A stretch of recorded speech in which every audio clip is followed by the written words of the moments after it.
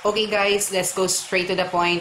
Gusto naman nating malaman lahat kung paano nga ba mag-e-excel sa darating na demonstration teaching sa upcoming DepEd ranking for Teacher 1 positions. Nakakakaba kaya kapag ikaw yung magde-demo talaga kasi number 1, ang daming manonood sa'yo.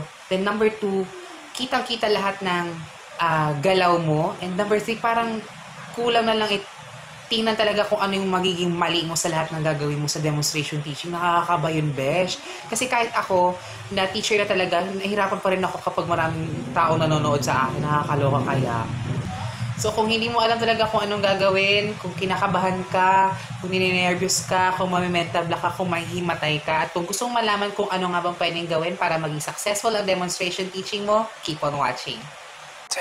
I like me better when I'm with you.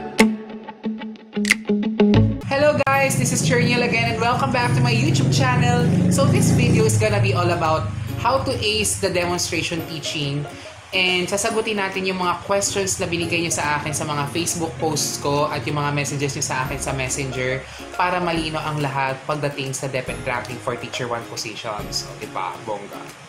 So guys, ang dami-dami nag-message sa akin sa Facebook. Sir Neil, ano daw yung gagawin? Sir Neil, ano daw yung unang-unang gagawin namin kapag nagparank? Sir Neil, ano yung unang hahanapin kapag nagparank ka daw? Sir Neil, ano yung unang-unang hahanapin sa mga documents?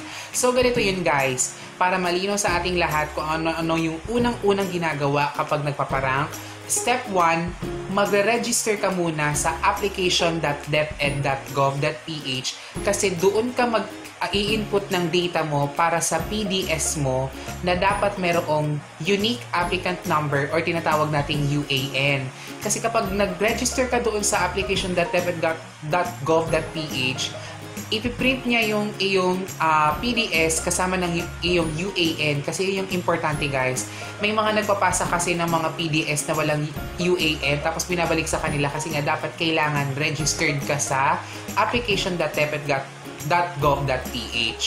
And then guys, huwag kayong problema kapag nagka-crash or nag-e-error yung website. Normal lang yun guys. Ibig sabihin marami din nagre-register gaya mo. So ang tip ko dun guys, mag-register kayo kapag madaling araw kasi wala namang masyadong gumagamit ng websites ng DepEd kapag madaling araw. Any sites related to DepEd ay mabilis kapag madaling araw kasi nga walang masyadong gumagamit. So, step 2, once na nakapag-print ka na ng PDS mo na may kasamang unique applicant number, depende na yan sa iyo kung back-to-back or kung mayaman ka o di lahat iba-ibang bond paper o di ikaw na. So, ang gagawin mo na, i-collect mo na lahat ng data na meron ka. Kung hindi mo alam yung mga documents na kailangang ipasa, nandun siya sa pangalawa kong video, part 2, list of documents submitted for the DepEd ranking positions. Nandyan ang link sa baba, pwede nyo panoorin. Pagkatapos yung i-collect lahat ng data, nandito na tayo sa step 3, isasubmit mo ang documents sa school head at magpapa-schedule ka na for demonstration teaching. So yun na yun guys. Kailangan naka-folder, 2 copies yun. Ipapasa mo sa school head, i-check niya kung talagang okay yung inyong documents, then magpapaschedule ka na for demonstration teaching. So yun na yun guys. Then step 4, demonstration teaching mo na. Yun yung unang-una mong gagawin. Bale, ang demonstration teaching, ang unang-unang challenge mo once na nag-start na ang ranking for Teacher 1 positions. Pero bago tayo mag-start, don't forget to hit the subscribe button, itong red button sa baba, at i-hit din ang notification bell kasi malapit na ako mag 200 subscribers. Yay! Para updated kayo sa lahat ng mga i-release kong videos tungkol sa DepEd at sa kung ano man yung mga videos na sa tingin ko ay makakatulong sa inyo in the future. So ito na nga guys yung mga tips kung paano magiging successful ang inyong demonstration teaching. Tip number 1, kung iaalaw ka ng iyong school head na gumawa ng sarili mong lesson plan, mas advisable kung ikaw ay bagong pasa lang sa board exam at wala pang teaching experience at gusto mo na agad sumabak sa ranking, mas magandang gamitin mo ang lesson plan na ginamit mo nung pre-service training. Ibig sabihin, pwede mong gamitin yung lesson plan na ginamit mo nung final demonstration mo nung ikaw ay intern pa lang nung college. Bakit mas magandang gamitin yun guys?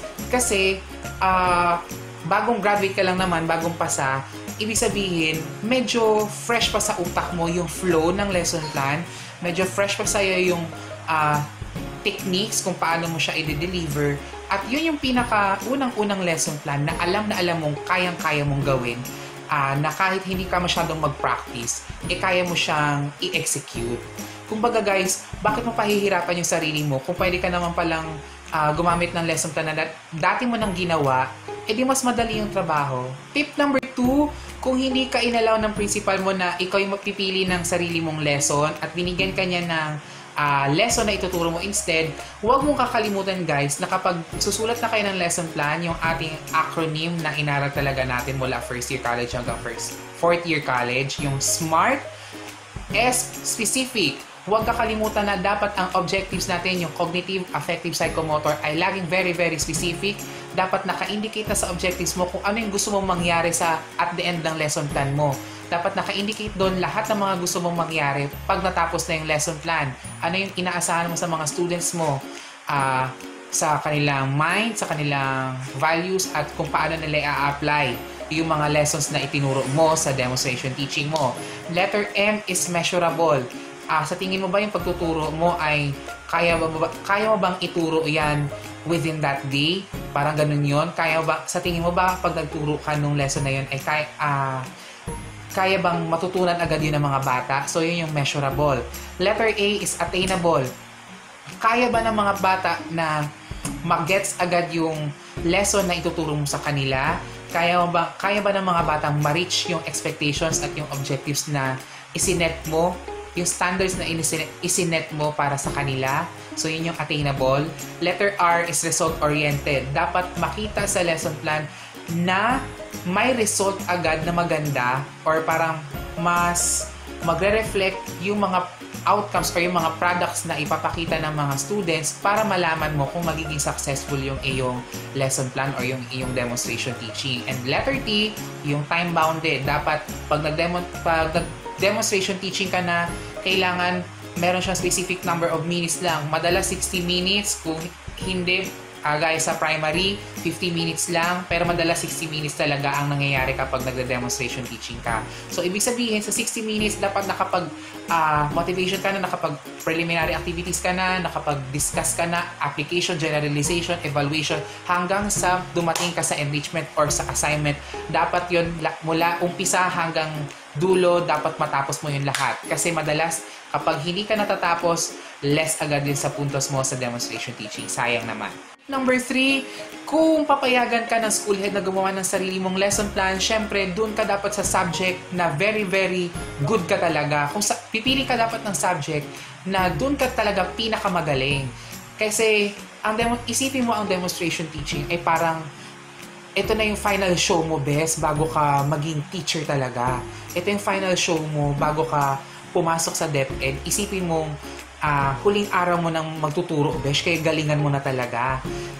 Kaya kung inalaw ka ng school head na pumili ng sarili mong lesson, edi mas maganda kasi may freedom kang pumili ng kung saan sa tingin mo magiging malakas ka. So, advantage mo na yon. Tip number 4, kung ang school head mismo ang nagbigay sa'yo ng lesson para gawan mo ng lesson plan, huwag kang mahihiyang humingi ng tulong, bes. Pwede kang humingi ng tulong sa mga kaibigan mong education din ang course. Lalong-lalo na yung mga medyo brainy, Diyos ko, gamitin mo na yung mga kaibigan mong yan. Pwede ka ding maghanap ng mga kamag-anak mong teacher. Pwede, kung may mga teacher ka na mga friends mo dati, humingi ka ng tulong. Yung mga teachers mo ng college, teacher mo ng high school, teacher mo ng elementary, basta lahat ng teacher or basta lahat related sa education, humingi ka ng tulong, besh. Ganun na yun, pangmalakasan na dapat ng tulong kasi demonstration teaching talaga doon, bawal mapahiya. Ano ba? Tip number 5, huwag maging sobrang confident sa lesson plan hanggat hindi yan nati-check ng napakamaraming trusted and knowledgeable persons. Sino yung tinutukoy nating knowledgeable at trusted persons? Number 1, yung mga teachers natin. Kamag-anak, kaibigan, kapitbahay, jowa, lahat ng mga teachers na pwedeng mag-check ng lesson plan mo, pa-check mo na yan, besh. Kasi minsan, yung unang teacher, may nakakaligtaang i-check. O i-check ng number 2 na teacher. O di mas maganda kasi pag mas maraming nag-critic niyan, edi mas magiging flawless yung lesson plan mo. So huwag kang magiging confident kapag wala pang nag-check ng lesson plan mo. Kasi pag wala pang nag-check ng lesson plan mo, walang titingin kung may mali ba or kung pulido na ba yung lesson plan mo, maganda na ba ito i-execute or meron ba mga vague na mga statements, mahihirapan ka kasing mag-execute ng lesson plan na hindi na critic talaga guys.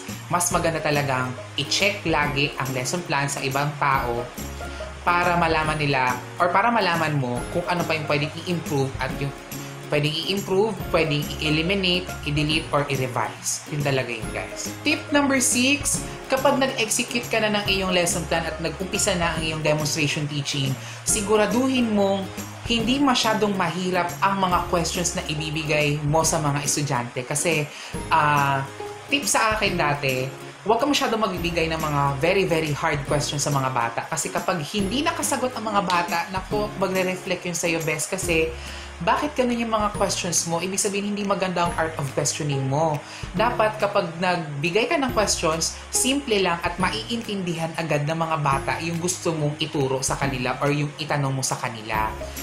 Kasi guys, ang dami-daming applicants, ang daming teachers na nalilito at nami-mistake nila ang hard questions bilang HATS questions.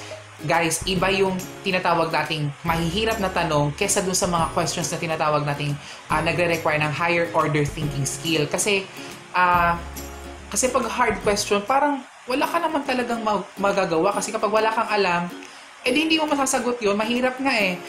Pag HATS question kasi ang binigay mo guys, critical thinking lang naman ang gagana sa mga bata. Ibig sabihin, hindi sila maghahanap ng mga prior knowledge tungkol sa tanong na ibibigay mo. Kumbaga pag HATS question kasi, analyzation yan eh. Analyzation, synthesis, parang ganyan yan. So, hindi sila mahihirapan sumagot sa'yo kasi HATS question nga siya.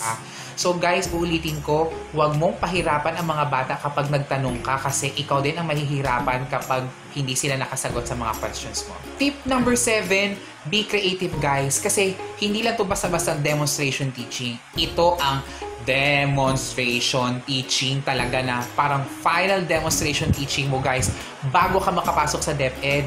Ito yung magtatakda sa iyo kung makakapasok ka sa DepEd or hindi, besh.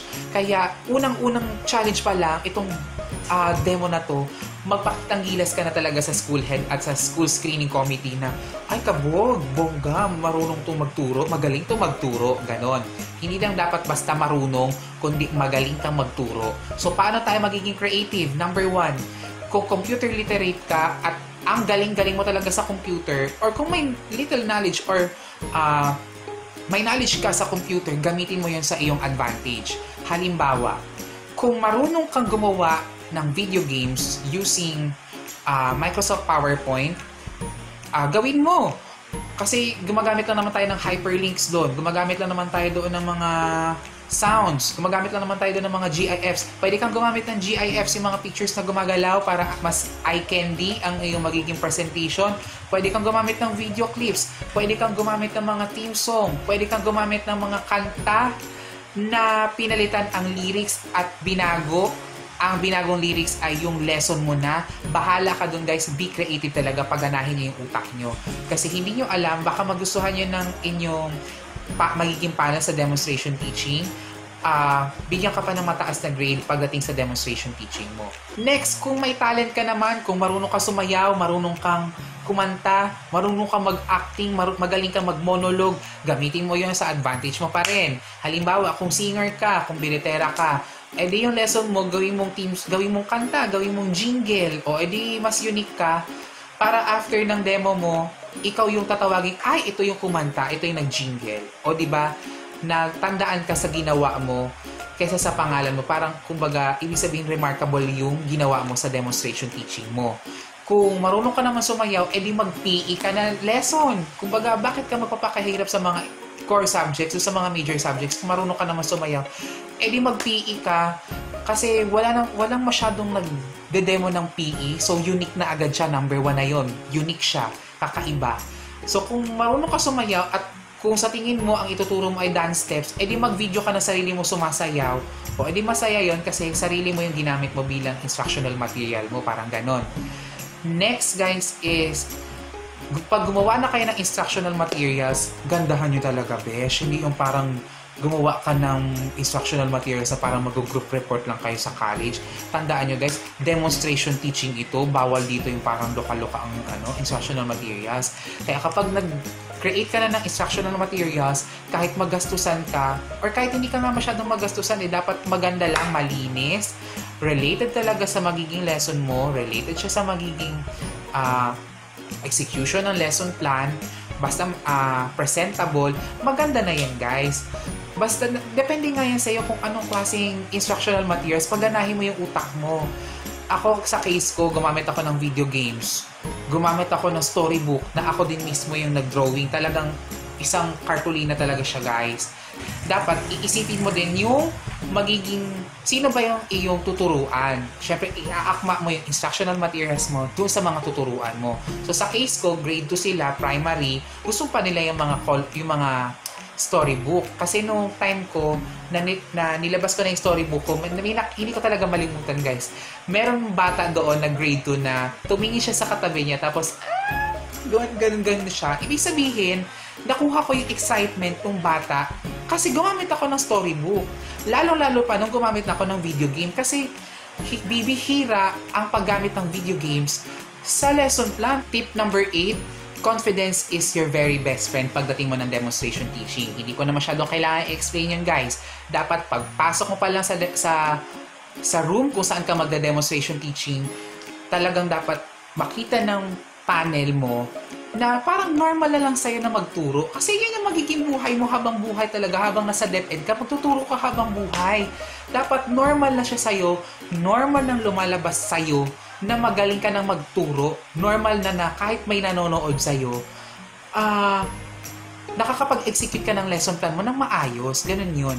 And huwag mong iisipin guys na tinitingnan nila ang mali mo, kasi kaya nga sila nandyan kasi chine-check nila, sinasala nila kung sino nga ang pinakamagagaling when it comes to demonstration teaching. So dapat ikaw yung piliin nila, na dapat ikaw yung tawagin salang-sala at ang ganda-ganda ng flow ng demonstration teaching. Dapat ikaw yun talaga. So ang gagawin mo, mag-prepare ka para pag very prepared ka, confident ka. Tip number 10, lahat ng magagandang lesson plan ay walang silbi kung hindi magandang execution mo. So paano magiging magandang execution ng lesson plan mo? So ang gagawin mo dyan, babasahin mo ng mabuti at kikilatisin mo mabuti kung paano ang takbo ng lesson plan mo. Paano mo gagawin yun? Siyempre, babasahin mo siya araw-araw, babasahin mo kung saan-saan. Kung pag-memorize mo na yung flow ng lesson plan, ulit-ulitin mo siya hanggang sa umpisa, hanggang sa matapos. Tumatai ka, kumakain ka, nanonood ka ng TV, nagfe-Facebook ka, kahit natutulog ka, kung kaya mo i-recall yung umpisa ng dialogue mo mula sa preliminary activities hanggang sa assignment, gawin mo yun, besh. Kasi kapag pinractice mo ang flow ng lesson plan mo mula umpisa hanggang sa matapos, kahit yung mga simpleng pagtawag na, ikaw, ano kaya ang mangyayari kung ganito? Dapat marunong ka na nun kasi dapat pag nag-execute ka na ng lesson plan mo, hindi na siya halatang scripted or hindi na siya halatang pigil. Dapat pag nag-execute ka ng lesson plan mo, literal talaga na lumalabas na siya sa'yo ng kusa. So yun ang gagawin mo. Practicing mo yung lesson plan mo, study mo kung paano siya mag-flow mula umpisa hanggang ending, hanggang sa maging natural na sa'yo ang paglabas ng mga dialogue ng mga sasabihin mo sa lesson plan mo mula start hanggang finish. So guys, bago matapos ang ating video, sasagutin ko yung mga questions na binigay niyo sa akin sa Facebook at sa Messenger. So ito guys, number 1, galing kay Alan Christopher Aranza. May question po ako pero hindi about sa ranking. Ano po ang requirements para sa public? Hindi ko po kasi alam. Alan, yung sa ranking, yun po yung pag-a-apply mo sa public school. Pag sinabing ranking, DepEd na yung papasukan mo, public school na yun talaga. Kung hindi mo pa alam yung mga requirements natin sa pag-a-apply sa public school, meron akong video, part 2, list of documents submitted for DepEd ranking for the position of teacher 1. Nandyan ang link sa baba. Second question ay galing kay Sir Rainren Tenedero Medanilia. Wow, parang siya ulit yung na-mention ko nung last time ha. Ba't yung mga follow-up questions nila nakadepende sa mga sagot na ibinibigay mo? So, ang tawag dito, kapag may mga sa interview, kapag ang question ay parang same din sa unang question na binigay nila sa'yo, ang tawag doon ay probing question. Ginagamit natin ang probing questions para makakuha tayo ng sagot na mas specific at mas malinaw. Kasi guys, madalas sa interview, pag gumamit na ang interviewer mo ng probing question, ibig sabihin hindi malinaw yung unang sagot mo. Kaya pag sinabi nilang may question ulit na parang similar pero humingi na ng specific answer, probing question na yun. Kaya dapat maging sign na yun sa'yo na, ay, parang malabo ata yung sinabi ko nung una. So, gawin ko nga mas malinaw. Ano ba yung hinihingi ng interviewer na sagot? Sige nga, isipin nga muna natin. So, kung si Pia Wurzbach may think before you click, si Olivia Colpo, parang may sinabi siyang think before you speak. Ganun yun guys. Isipin niyo muna yung sasabihin niyo bago niyo sabihin talaga. Ito ay parang hindi naman question. Ito ay kay Sir Santi Sones or Senos. Sir Santi, sabi niya, nung nagparang siya nung interview, parang beauty pageant daw kasi most of the time, English ang ginagamit na medium of communication. Oo talaga guys, kasi madalas sa interview, English talaga ang ginagamit nating language. Kasi bilang teachers, dapat marunong tayo mag-English kasi English is our second language naman. So dapat medyo may idea ka or marunong ka naman magsalita in English. Kahit medyo simple lang naman na sentences, dapat marunong ka nun. And then sabi niya, umikot daw yung kanyang interview tungkol sa behavior ng students. Pag sinabing behavior ng students, medyo related to sa classroom management. Gaano ka ba kagaling mag-manage ng behavior ng mga bata kapag nandun na sila sa loob ng classroom. Tama to si Sir Santi. Magandang tip to. So mag-focus kayo sa mga classroom management questions, learner behavior, yung mga ganon. So ang next question natin ay galing kay Ma'am Ardeline Galban. How many minutes po ang teaching demo, sir? And paano po makakakuha ng mataas na points in teaching demo? Thanks. Ang teaching number of teaching minutes natin ay depende sa lesson plan mo. Pero madalas 60 minutes lang ang nire-require na number of minutes pag nag-execute ka ng demonstration teaching.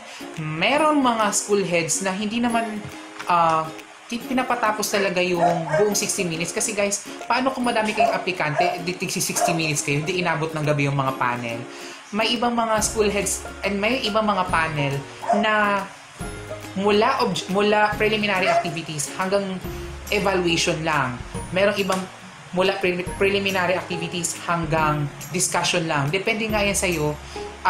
Wala yan sa number of minutes na meron ka. Depende yan sa kung paano ka mag-deliver. Kasi kapag sa umpisa pa lang medyo mababa na yung energy mo at parang wala kang tiwala sa sarili mo, mababa yung ibibigay nila sa yung grade. Pero kapag sa una pa lang, mataas na agad yung pasok mo, chances, mas malaki yung points na ibibigay nila sa'yo kasi konti lang din yung time na ibibigay nila para sa'yo kapag nandun na talaga sa totoong demonstration teaching. Kasi guys, huwag kayong umasa na isang oras talagang ibibigay sa inyo kasi karamihan, hindi nga 60 minutes kasi nga, di ba sabi ko nga, minsan hanggang discussion lang, minsan hanggang evaluation lang, minsan nga hanggang motivation lang guys kapag sobrang dami ng aplikante talaga. Kaya, imagine nyo yun guys, mula preliminary activity hanggang motivation, ang konti-konting oras nun, parang kaya nga 15 minutes na nga yun. Paano ka makakaroon ng impact sa loob ng 15 minutes? So, depende pa rin sa'yo yun.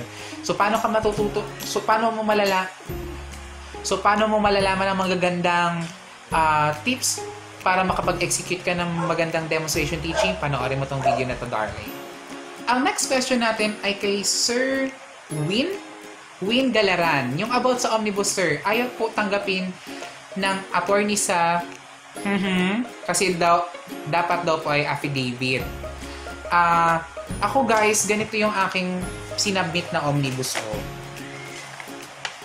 Ito siya guys. Kita ba to sa screen? Ayan. Bale, ito yung tinatawag nating Omnibus Certificate.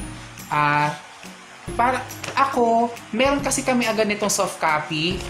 Dito kasi sa amin sa probinsya ng Romblon, sa Justice Hall, meron na talaga silang binibigay na Omnibus Certification. Yung pagpasok mo pa lang sa Justice Hall, tatanungin ka nila, saan ka pupunta? Pag sinabi mo sa attorney, magpapanotaryo ka, bibigyan ka nila ng Omnibus. Sabihin sa'yo, may Omnibus ka na ba? Pag sa'yo meron, o di diretso. Pag wala, humingi ka sa guard or maghanap ka ng soft copy, meron naman yan sa internet eh. Kung ayaw nila ng Omnibus, edi maghanap ka ng soft copy ng affidavit. Basta kailangan mo magpa-firma sa abogado. Kung ayaw mo sa public na attorney, edi doon ka sa mga private. Siguro mura lang naman din ang bayad. Baka mas mabilis pa. Di ba? Hindi natin alam eh. Kasi dito sa amin, mabilis yung sa public. Tapos wala pang bayad. Siyempre, ano pa, mababait ng mga attorney dito, di ba? Kaloka. Ang next question natin ay kay Sir Nerisa. Ewan ko kung ma'am ba to or sir, kasi hindi ko alam. Kaloka. CSC form po ba 2005 o 2017 ang ipapasa? Ang sagot ko dito ay, merong nag-chat sa akin na tinanong ko kung anong namang version ng PDS yung lumalabas sa pag nagpa-register ka doon sa application.deped.gov.ph. Ang sabi niya, revised 2005 pa rin daw yung lumalabas pero may UAN. Kasi ang nangyari sa kanya, ang pinasa niya is yung revised 2017 pero walang UAN. Ang nangyari, binalik sa kanya yung PDS niya kasi nga daw kailangan nga daw yung UAN. Pero meron na din siyang PDS na may UAN kaya lang hindi nga siya sure kung yun ang ipapasa kasi nga revised 2005. So ganito ang gawin natin, guys. Kahit ano na lang sa dalawang PDS, kung revised 2005, revised 2017, basta meron doong UAN, yun yung ipasa nyo. Kasi pag walang UAN, hindi yan ine-entertain, ibabalik lang yan sa inyo. Kung ano yung may UAN, yun ang ibigay nyo sa screening committee. Question natin ay kay Ma'am Kitty.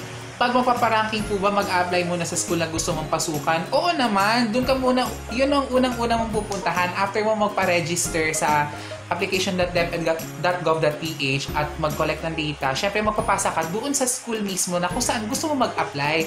Pag sinabing doon sa school na gusto mo mag-apply, doon ka Pag sinabing doon sa school na gusto mong applyan, ibig sabihin, doon mo gusto pumasok, doon mo gusto mong maging teacher. Kaya ang first step natin, doon ka munang pupunta sa school na kung saan gusto mong magtrabaho. So that's all for today, guys. Kung hindi ka pa member ng aking YouTube family, don't forget to hit the subscribe button right there. At i-hit ang notification bell kasi guys, paparating pa lang yung mga susunod kong videos tungkol sa ranking kasi ang susunod kong i-release na video ay tungkol na sa APT which will be separated into 4 parts kasi meron tayong 4 parts sa darating na APT kaya dapat medyo mabusisi tayo, hindi dapat shallow ang pag-discuss ko dapat sa APT. So sana wag nyo ma-miss yun. Para hindi nyo ma-miss, mag-subscribe na kayo at i-hit ang notification bell, guys. Malapit na ako mag-200 ko. Yay! And pag nag-subscribe ka, syempre makakakita ka ng teacher na witty, may sense of humor, funny, gorgeous, cutie. Hindi ko sinasabing ako yon pero parang ganun na nga. So that's all for today, guys. This is Chernil. Kita-kits ulit tayo sa susunod na video. Bye!